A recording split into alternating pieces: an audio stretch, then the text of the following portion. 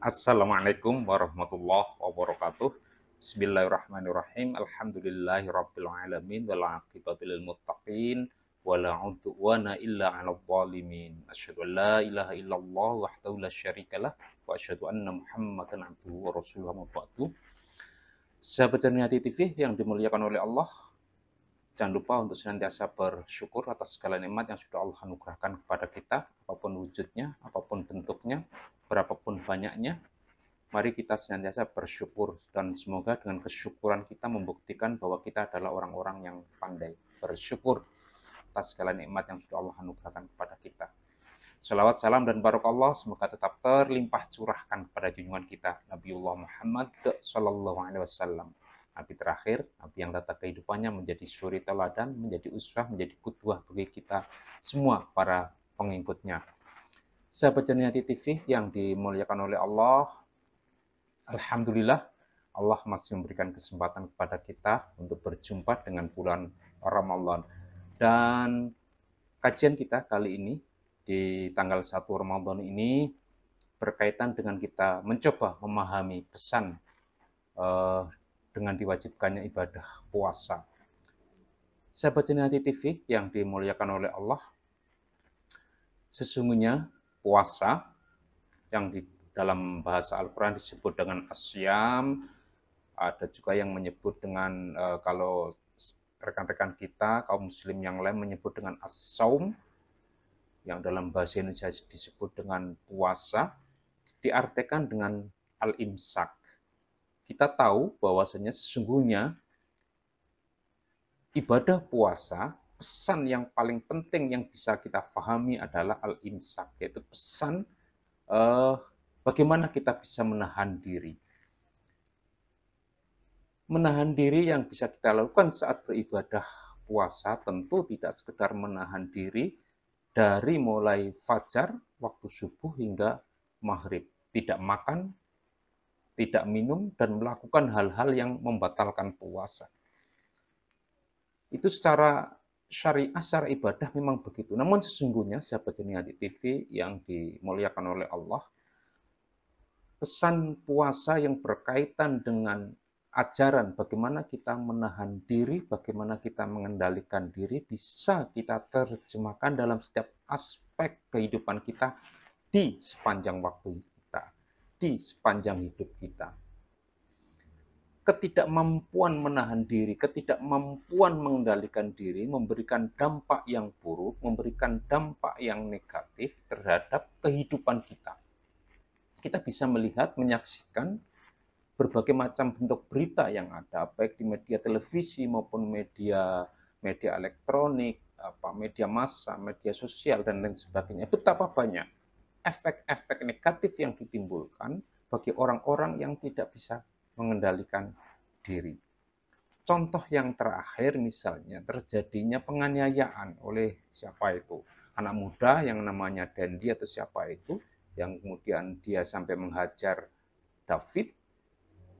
Tentu ini sebagai akibat dari ketidakmampuan mengendalikan diri.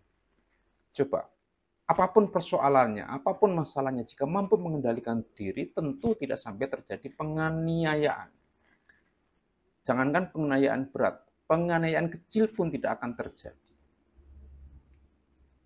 Ini dampak yang luar biasa ketika seseorang tidak mampu mengendalikan diri. Betapa efek dari ketidakmampuan mengendalikan diri itu kemudian melakukan tindakan-tindakan negatif yang merugikan orang lain.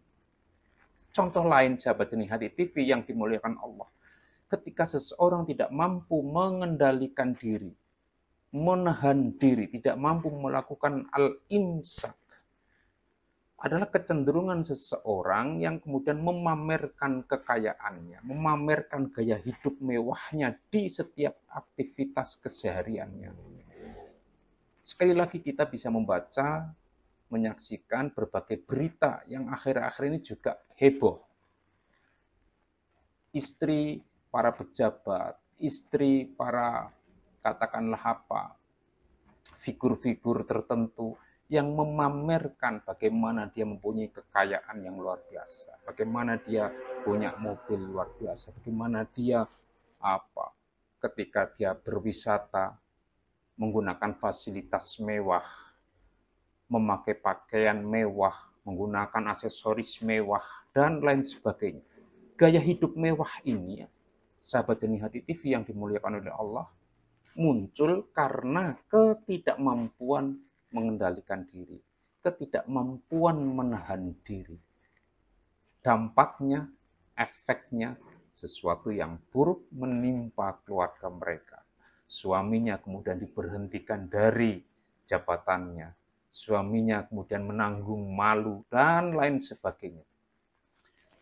Jadi penting sekali kita memahami, sahabat Jernih Hati TV yang dimuliakan oleh Allah.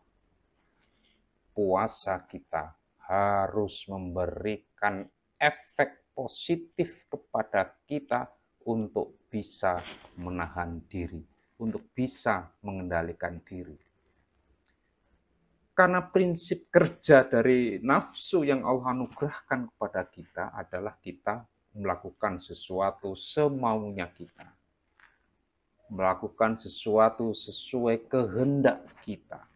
Maunya tanpa ada batasan, maunya tanpa ada batas-batas yang dilanggar. Tapi inginnya sebebas-bebasnya.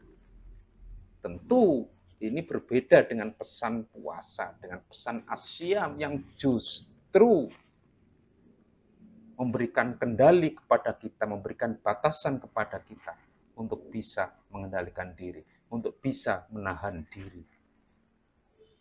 Apapun yang kita lakukan, jika tidak ada kemampuan untuk menahan diri, mengendalikan diri, akan berdampak pada sesuatu yang negatif. Apakah itu urusan kuliner, makan. Coba, kalau kita tidak bisa menahan diri, mengendalikan diri, maka makanan-makanan yang kita makan juga tidak akan ada batasnya. Banyaknya, harganya, dan lain sebagainya. Semuanya kita makan, yang halal, yang haram, semuanya kita makan. Jika tidak mampu mengendalikan diri. Menampilkan kemewahan, berpakaian juga begitu. Jika tidak mampu mengendalikan diri, maka dalam berpenampilan juga akan tampak sekali kemewahan-kemewahan yang menimbulkan kecemburuan sosial, yang menunjukkan terjadinya ketimpangan antara satu dengan yang lainnya. Sahabat Jernih Hati TV yang dimuliakan oleh Allah, banyak sekali efek dari ketidakmampuan seorang mengendalikan diri, menahan diri. Hal-hal buruk akan selalu muncul dan muncul dan muncul terus begitu. Maka pandai-pandailah sahabat Jernih Hati TV yang dimuliakan oleh Allah untuk bisa mengendalikan diri. Pikiran kita kendalikan, mata kita kendalikan, mulut kita kendalikan. Bahkan jari-jari tangan kita juga kita kendalikan, agar tidak mudah menuliskan sesuatu, menuliskan status di media sosial kita, yang kemudian yang kita lakukan itu bisa merugikan orang lain, bahkan merugikan keluarga kita, bahkan merugikan diri kita sendiri. Jadi semuanya harus kita kendalikan, kita tahan. Sekali lagi, pikiran kita, hati kita, mata kita, mulut kita, nafsu kita, tangan kita, semuanya kita kendalikan. Kita tahan. Berikan kemampuan untuk bisa menahan diri, agar tidak melakukan hal-hal bodoh, agar tidak melakukan hal-hal negatif, agar tidak melakukan hal-hal yang menzalimi, baik menzalimi orang lain, keluarga, maupun diri kita. Semoga bermanfaat. Nasrun minallah wa fathun qarib. Wa basyiril mu'minin. Wassalamualaikum warahmatullahi wabarakatuh.